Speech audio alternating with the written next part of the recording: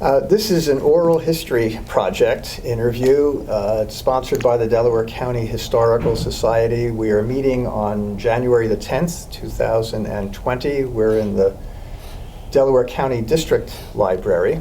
And the interview is with Carolyn Ross, that's Carolyn, and Sheldon Ross, Sheldon Ross. My name is Richard Levy, and we're delighted that you are here and willing to be interviewed. So thank you very much for coming in. We're going to start this at the very beginning, which was when you saw the Little Brown Jug race for the first time, how old you were, what year that was. If you could start us off, Carolyn. Well, the year was 1946. I was 13 years old, and I had come to the fair with my dad. My school had a tent that served food, which was situated right at where the Merchants Building is now. And I was to help do dishes at the tent, and also I was the junior fair board, which at that time I think they chose people from each school to be on the junior fair board. And I don't think it had anything to do with 4-H at that time, which it does now. But I was there, and I knew that the Little Brown Jug was running that day, and I had heard that there was a movie star that was going to be there. I was great into movies, and it was Charles Coburn, and I thought, I wonder if I could go up there and see him. And so I was up at in front of the grandstand, which at that time it was just grass from there to the track. And there were no bleachers, just the grandstand. And I went up, and as a young person I could walk in and out and it didn't matter. And I saw a bunch of people, and I did happen to see Charles Coburn, and when everybody else sort of moved away, I went up and asked him if I could have his autograph, and he did give it to me.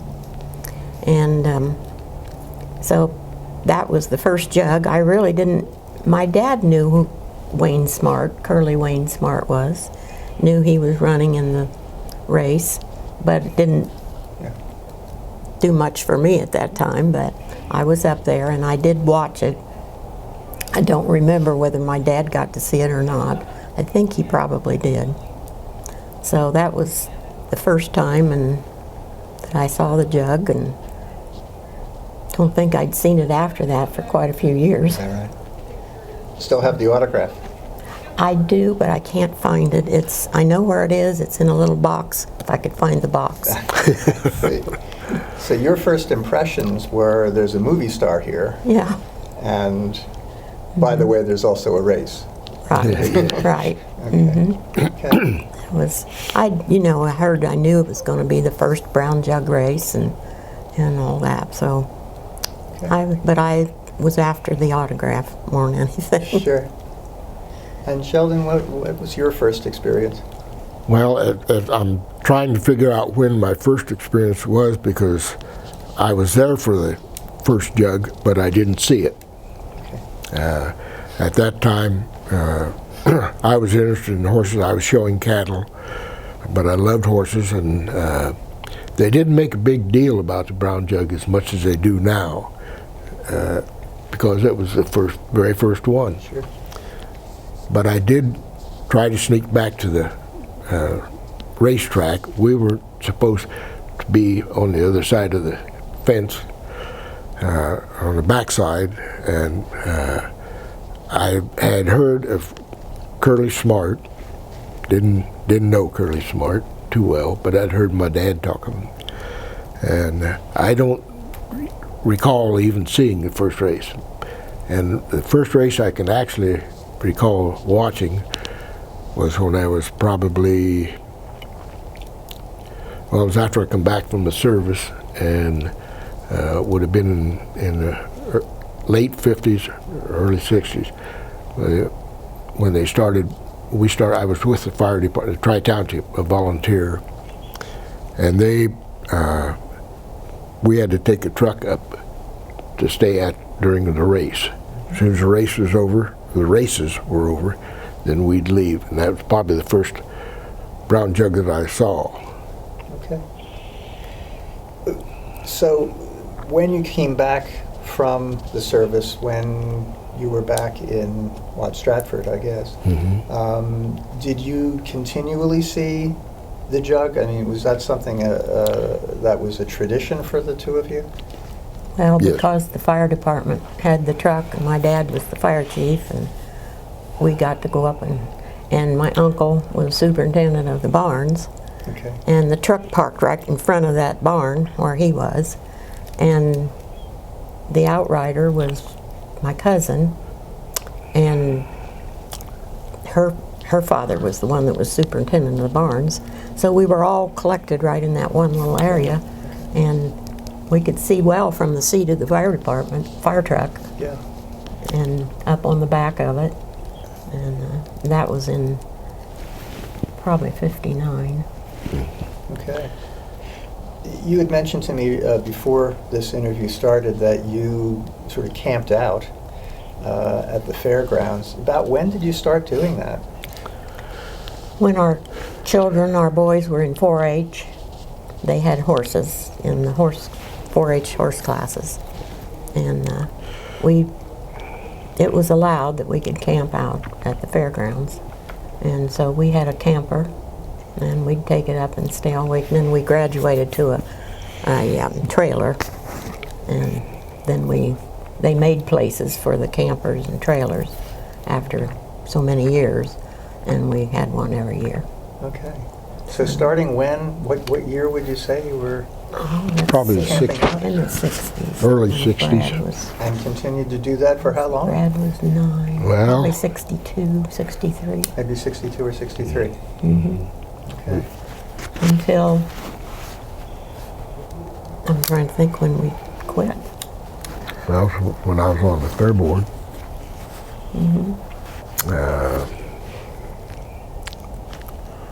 Probably 65. No, that's when it started. Oh, that's when we when quit. It was in the Yeah. 90s. Yeah. It was Yeah. a long stretch in there. Yeah. Right. Oh, yeah. We Oh, went yes. every year. Okay. So you have a lot of history, and I'm wondering if there are certain experiences or certain races that are most memorable to you. I think as far as most memorable to me was the year that it rained so hard, they had to scrape the track, and they scraped the track clear down to the base, rolled it all up to the top of and it was just row after row after row of strings of mud Yeah. piled up in front of the grandstand, well clear around the track, and then they went ahead, and we never thought they would race. But they did. They got the race off, and I think they set a record. Of course, they set a record every year up there. Fair enough. But and I can't tell you the horse's name that won. Well, I think it was Brett Hanover, and I think that was 1965. Yeah. Yes, it A number was. of people have mentioned Oh, yeah. that sort of miracle because it was raining so Oh. hard. And yet they had a suitable track by, I don't know, about 4 o'clock in the afternoon or Right. Yeah, something like yeah, that. and Or Yeah, earlier. remarkable. it was up to Curly to Yeah, he he figured was- this out, he huh? figure this out, and He and Wayne Bias. and they said that it was his decision whether we'd race or not. Okay. I think one of them I remember is it was so cold it snowed. And Really? well, it, didn't cover the ground, Yeah. but it was snowing, and I just remember how cold it was, and glad we had that fire truck we could sit in. And, I can imagine. but there's probably others Okay. but those are the two I remember. Sure. Now, both of you have some history with Curly Smart, right? Yes, Yes, very definitely. quite a bit. And I haven't spoken yet with anybody who described his personality, his quirks or habits, or just the way he was. So I'd be delighted to hear any stories you can tell. Well, probably should talk to our daughter-in-law, who is his granddaughter. She has lots of stories about him, but he was a funny gentleman and very easy to talk to, I think. Good humored, loved humor, good kids. sense of humor, yeah. I can remember one of the first memories I had of Curly was, and this was several years later, they had a picture of him that was an oil painting, and he was talking to this young boy, this kid, and he was demonstrating to him how driving a horse felt in races. And that little boy, I mean, it was just a terrific picture and a terrific story to hear, have him. And that was Curly. He just, I don't think Curly ever knew a person that he didn't like. He could talk to anybody.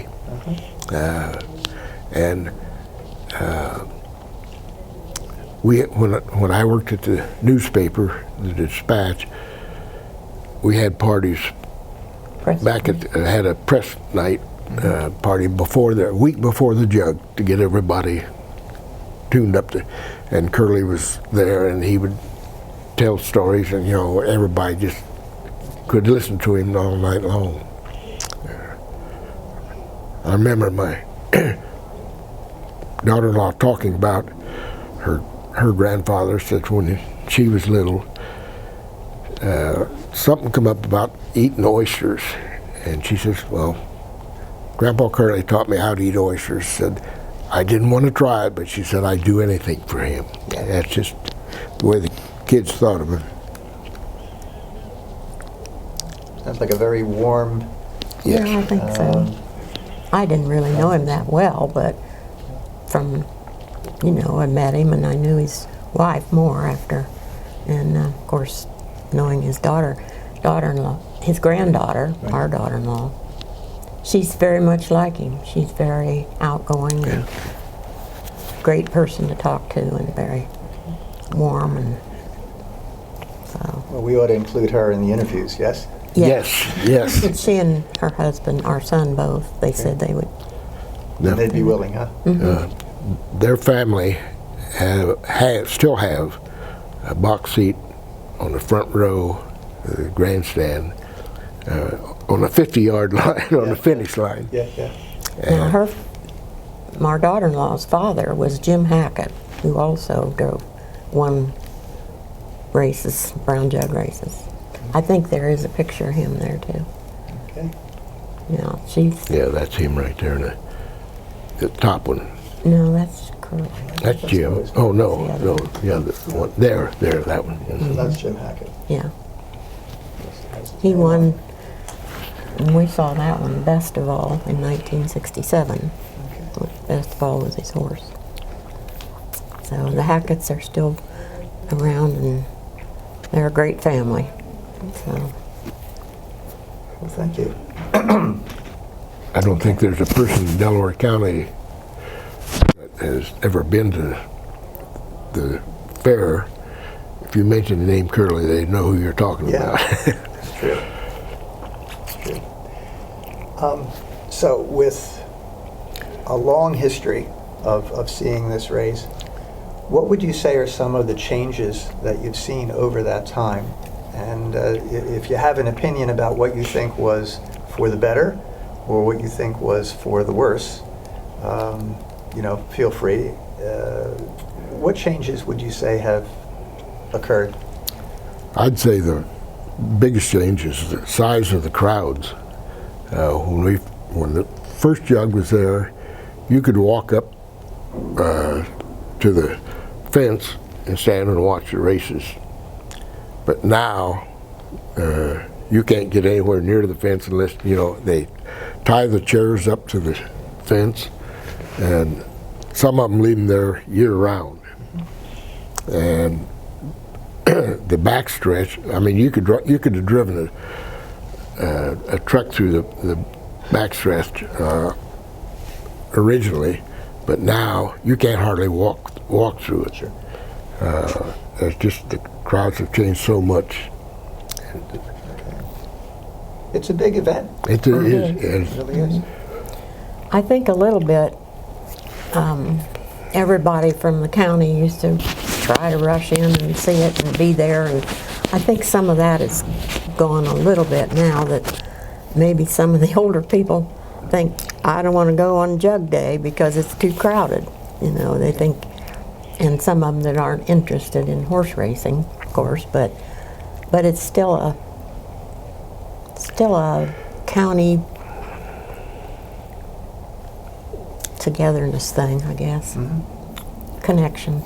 And putting together your two answers, it seems as though it increased in attendance. It may have decreased. I don't know when you would consider the peak. I don't know either. Probably in the late 80s, I'd say was the peak. Maybe I mean, it hasn't gone down that much, I'm sure, but and maybe some of the locals are just, you know, it's just old hat now to them. They don't. But have you folks missed the Jug sort of intentionally at all? That you decided we don't want to go? No. No. Well, never. Always. Of course, when we first started the fire department being there, we just take it up on Jug Day and just be there for all the races on Jug Day. And then, like say, it started getting crowded on the backstretch, and you couldn't drive a truck around to get to it. If we had something happen in the grandstand, we couldn't get to it with the truck. So we invited 4 departments from around the area that joined us, and we stationed their trucks so that they could protect that area, or, you know, if we had a heart attack, whatever, to get to them. And so we were there every year. And then, I don't remember when it was, but they gave us a tent to park the truck in up there, and we stayed for the whole week during the fair. We lost a horse barn one year as we were taking the truck back to the station.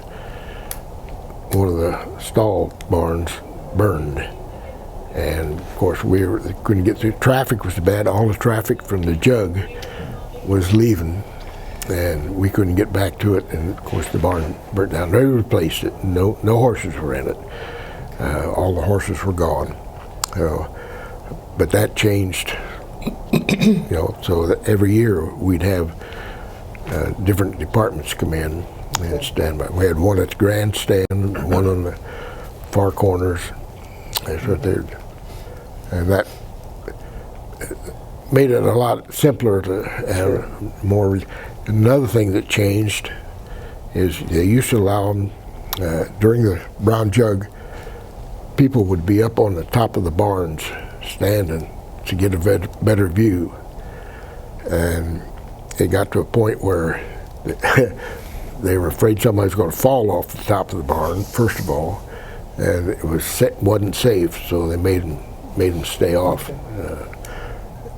But everybody had, if you had a big truck, you could take it up there and park it, and then they got to where they were making seatings on the truck, and people take their whole family and go up and have a truck parked up there and give them a good place to watch the movie or watch the Jug from.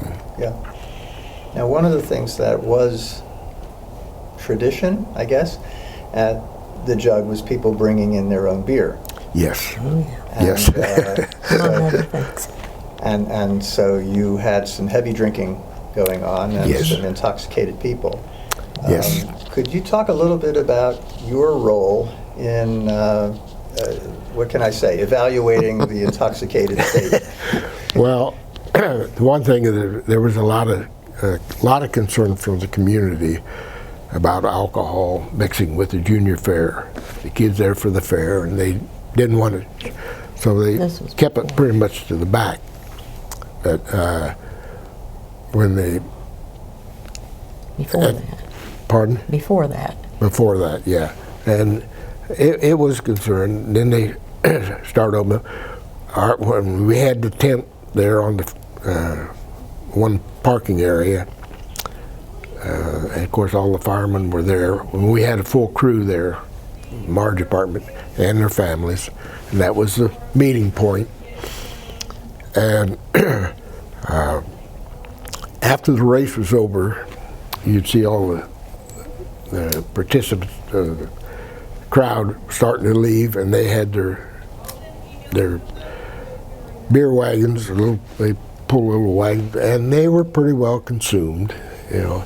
And they come out, and the women got so that they'd go out. Our women from the fire department would go out and sit and judge the limits of what the guys had to drink. Carolyn, what was that like? Well, it was fun. It was,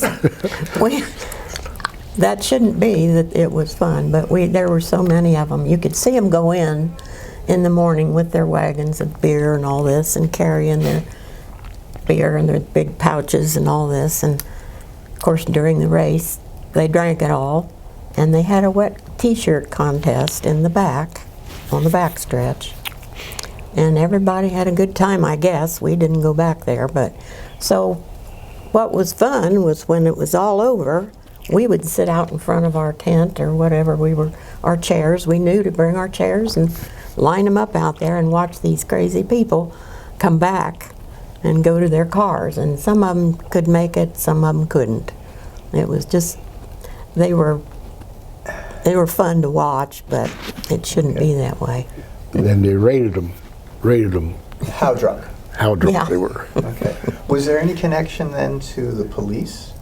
Or you were just doing this as a voluntary... Oh no, we were just observing. Doing it for the Okay. Part of the entertainment. Yes, yes. Gotcha. We couldn't go anywhere because of the crowd, and of course the fire truck couldn't leave, so we just amused ourselves by watching, and some of them we'd try to help if they, you know, we didn't, it wasn't so funny that we didn't help them if they were down or needed help. I will say this, most of them didn't drive. They'd get to their cars and they didn't drive till traffic cleared out. That gave them time to Yeah, get a little bit more sober. get a little bit sober up. Okay. But it was fun to watch. I guess so. Again, you have seen lots of jugs, and I guess a question that we've asked people in this project is, what do you think makes the jug special? And I'm just curious about your take on that. Well, I think it's more of, like I said, a connection. It's a county thing, you know, it's a Delaware county, and that's our county, and it started out maybe years and years ago. That's the way it was too. And just the idea that we had something that big that was such a monetary thing too, you know, that it was important to all of us. And maybe because Curly Smart was a county person and won the first jug, it kind of maybe drew us all in. And the fact too that the fair, our fair was there, and all the kids and the parents and everybody were showing their vegetables and all this, and this was part of our fair. Just a connection, I guess. I think it was more of a family affair, like going to a high state football game, and you say, I was there. I attended brunch. A lot of people went to the jug and never saw it. They have what was the parking lot then is now a camping area on the east side of the fairgrounds. And they used to be able to drive right up to the track and sit there. Well, now they put their campers up there, or they've got, they got the big tent set up there now that wasn't there. But people come in and they, all week long, they may stay at the fair, or somebody's there, and they have party after party after party at each campsite, and enjoy, and they meet people coming in from other states, Yeah. even other countries, and make friendships, and that may be the only time, excuse me, the only time during the year that they see these people, and they say, hey, we got to be there because this may be our last year, you know, we want to meet those people. Okay. They're very friendly. So in a way, what you're saying is that not only is it a connection for the county, but for people from all over. Right, Yeah, right. Yeah, you can meet. We met Canadians that were in the box next to ours at one time when he was on the fair board. We had a box seat in the grandstand, and they had Canadian people, a lot of them around us, and very nice, you know, and Yeah. everybody was nice. It was just to have a good time from all over. Yeah. Okay. In order for the jug to continue into the future, are there some things that you think, if any, that need to be changed or improved, or what do you see as needing to be there in order for this to go into the future? Well, there've been rumors for years that the jug was going to move out and go down to Scioto Downs, and I think that, you know, they made sure that it stayed there, and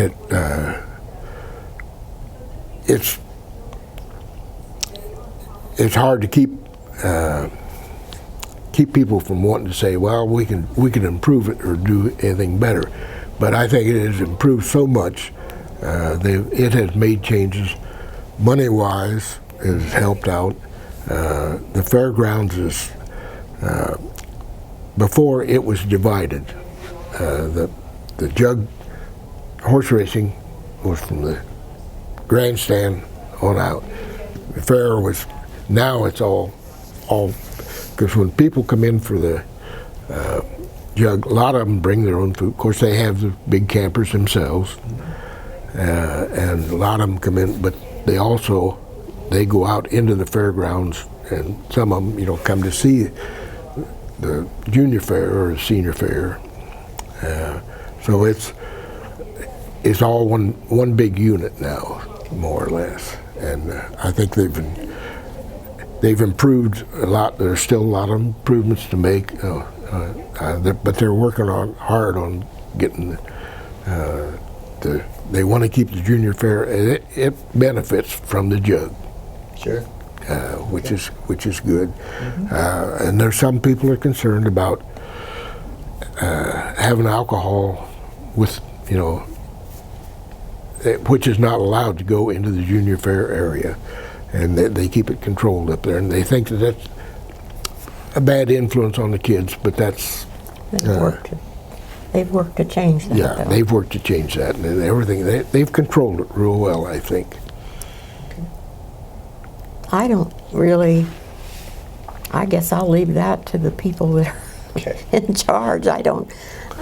There's only one thing that I've heard quite a few people say, that they used to have the junior fair, they'd stay until Friday. And that way all the people that came from around for the jug and all could see all their projects and all that. But now they're to leave, I think, on Wednesday night. Yeah. And I sort of think, I've heard a lot of people say they wish that the exhibits and everything were still there. I know that's how I feel. You know, in between races, it'd be nice to see sheep. Yes. Yeah, right. Well, but everything's and gone by the time. a lot of people come up and say, "Where are you know?" They come to say, "What happened? What happened to the fair?" You know, it just stops once Wednesday night. Once the sale's over, then it's done. yeah. It's become more commercial. Gotcha. And but I think even if they move it up to Thursday night, it would be nice to. or Friday morning, but that's the only. Yeah, yeah. If there were no more Jug, if it really did go to another site, what do you think the effect would have on you, and what do you think the effect would be to the Delaware community? I think they'd lose Delaware City would lose financially. Okay. It would be the big, because the people come to see, I mean, they come and spend time there. Those that are, not all people camp out, you know, they have to have places to stay and places to eat. So I'm sure not all the people are set up to, but financially it would be a big loss to City of well, not only City of Delaware, but Delaware County. Even larger. Yeah. Yes, yes. I just think it would probably hurt our fair. I don't know, maybe not, but it's there and it draws. Well, of course, the Brown Jug is one day race. It doesn't. They have races every day, and that brings in a lot of people too. So, but I do really think it would. Our people wouldn't look at it the same way or think, oh, we got to go to the Jug or whatever. I think it'd just be a letdown. Mm-hmm. Okay. Now, Sheldon, you spent years being a photographer, and I don't know whether or not that included being a photographer during the fair. Yes, I shot stuff and sent stuff in. I took vacation during the fair, and they always send another photographer up to shoot the Jug. And I always, until I got on the fair board, I spent on the infield shooting pictures of, working with the rest of the photographers. And it was, you don't get to see the race because you're working. I see. And you see the horses come down, and you don't know who's what. You have to watch. It's a job, and You usually spent time on the backfield with Diane, and after then when something came up, he was there to shoot it. And then after I got on the board a couple years, I worked on the 23 gate, helping people coming in. We run a shuttle in our golf carts, and people come in, pick up their tickets in the will call department, and you got to meet a lot of the people there, and they'd always, it was terrific people to meet. We'd take them up and park the car, tell them where to park, and then we'd shuttle them over to the fairgrounds. And you could get to talk to people, and they'd come in and say, yeah, we rode with you last year. We want to ride with you again this year. And they were very, very, and they really appreciated the Jug and said we wouldn't miss it. That's nice. And I think that's what's kept it there and kept the fair going. And they would say, well, you're still having the fair, aren't you? And yeah, well, we want to see. But we couldn't convince to keep the livestock there. People didn't like the crowd. They wanted to get out. They wanted to get away from having the crowded conditions. Oh yeah. But it was not. You got to meet an awful lot of nice people. Good. That's our picture too. One of the things that folks have told in these interviews is that unlike most sporting events, the average fan can get really close to the drivers, to the horses, to the Right. trainers. And I'm wondering whether or not that made photographing the event easier, harder, different. Well, every year you tried to find, you wanted something different. You didn't want the same old winner's spot, winner's circle Yeah, yeah. presentation. But you always tried to come up with, and we were in competition, all the photographers were in competition. Matter of fact, one of my first, well, not bosses, but he was George Smallsreed was a well-known photographer, and he went to work with the USTA, United States Trotting Association, and we were all out trying to beat George. George had a natural feeling for pictures, and he was always coming up with something. And I can remember one year, and I don't know whether Roger that called him out or not, but George went out and laid down on the back stretch, or on the final turn, On the laid track. on the track, and was laying underneath the hub rail, or just inside the hub rail, shooting pictures. And he was laying flat on the ground, which, you know, was all right. But they didn't like that, and they sent somebody down, get him out of there. You know, it was just, there was a crowd there, even from the infield. They were lined up on the outside and on the inside, and you often wondered if a horse would come over, and which they did after they took away the rail. But it was always exciting, you know, to see the big crowd. Yeah. Did you ride in the gate car? Oh yeah. Mm-hmm. Yeah, do you call I got to ride the.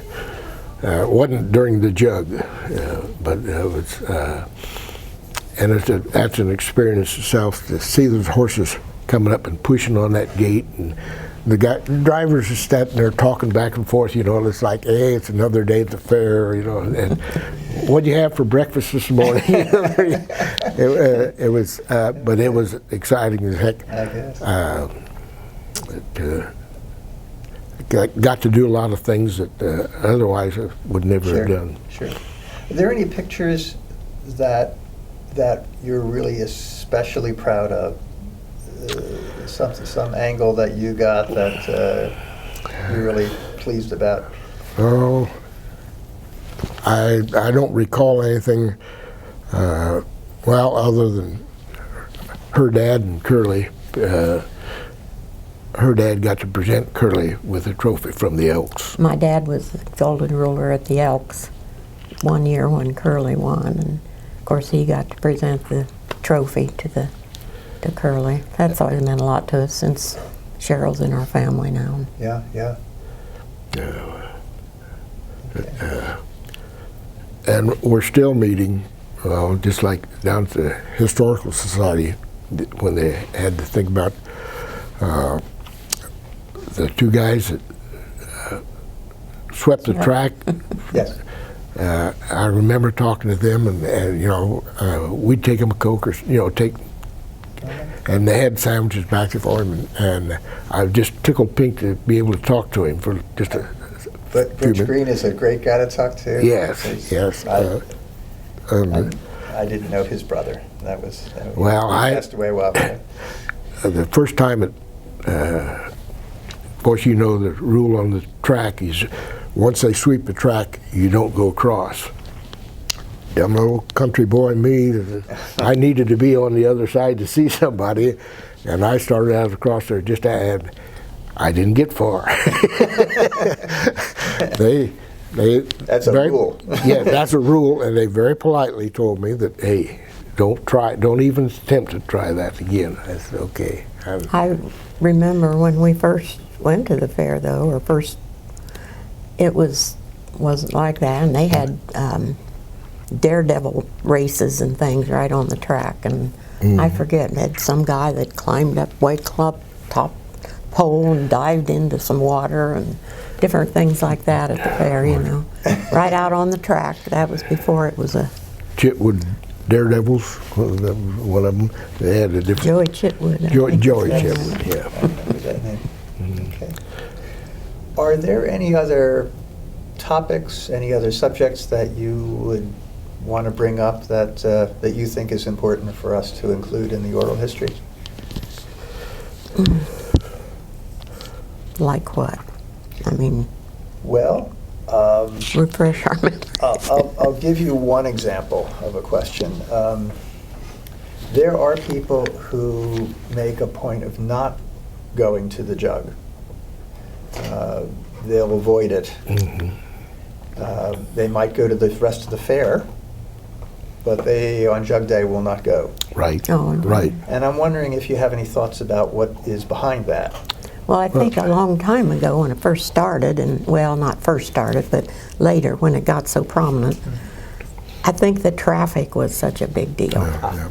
It really was, because people, I know, they'd cancel things that were going on, you know, and meetings and things on Jug Day because of traffic. They just didn't want people around. It was kind of congested. And because people started coming real early in the morning, I suppose so they could get a place to see the race, the park and all this, but that was a big deal, the traffic, for a long time. Yeah. Right. And But that they may have been why learned, avoided they it. have really improved handling of traffic. I mean, they move traffic in and out Now there. it doesn't even. Used to be, if you didn't get in there by 9 o'clock in the morning, you know, you'd have trouble getting to the fairgrounds. There'd be lines of traffic. But then after, now, you can go in there, I can still go in at 1 o'clock and get there in time for the jug. And, you know, you have trouble finding a place to park, maybe, but if you have and we had reserved spots, you know, people, and you learn to judge the traffic, know when you can go out. Well, we always waited till after traffic died down before we'd leave the fairgrounds, if I had to go home and do chores or whatever. Yeah. But you'd hear people say, I'm not going anywhere near that place on Jug Day. You know, just because I think traffic, it wouldn't be. And so many people, too. It was very crowded. Yeah. I mean, I don't know what other. And the reasons. other part was not on Jug Day. Of course, there was only, usually once a jug ran, that was the end of the fair. Yeah. Everything was gone. And the board decided to try to bring some events to keep people there longer. But a lot of people said, hey, the fair is over, you know. Well, that's because they took a lot of the animals and all that's gone. Yeah. That's why that's the only beef I have. Thank you. Thank you Thank very you. much for coming in. I really appreciate it. Well, And,